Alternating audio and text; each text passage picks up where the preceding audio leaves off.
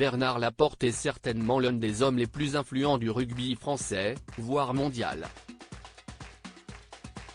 À 58 ans, il a tout connu en tant que joueur dans un premier temps, puis entraîneur, avant de devenir sélectionneur du 15 de France.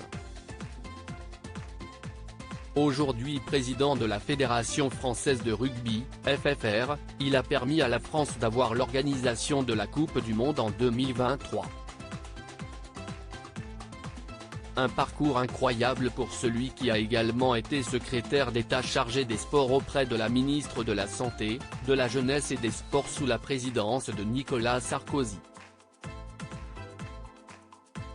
Malgré cette belle et longue carrière, il n'a pas oublié sa vie sentimentale pour autant.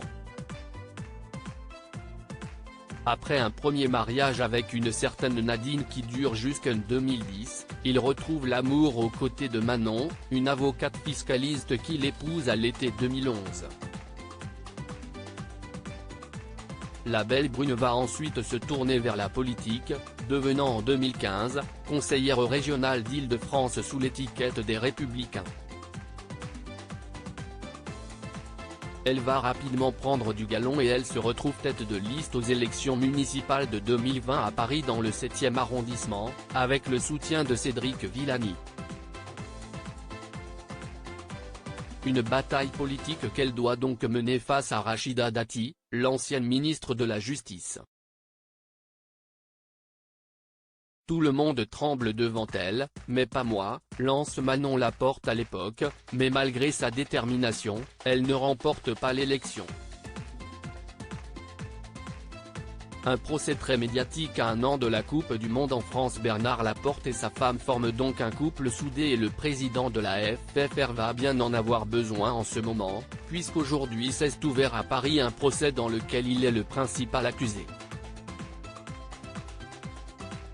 L'affaire s'intéresse à des soupçons de favoritisme impliquant notamment l'homme d'affaires multimilliardaire Moed Altrad.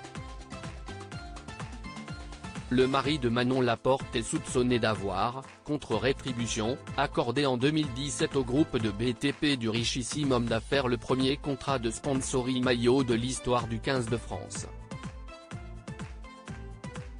L'ancien rugbyman devra répondre de corruption passive et prise illégale d'intérêt. Bernard Laporte reste présumé innocent des faits qui lui sont reprochés jusqu'au jugement définitif.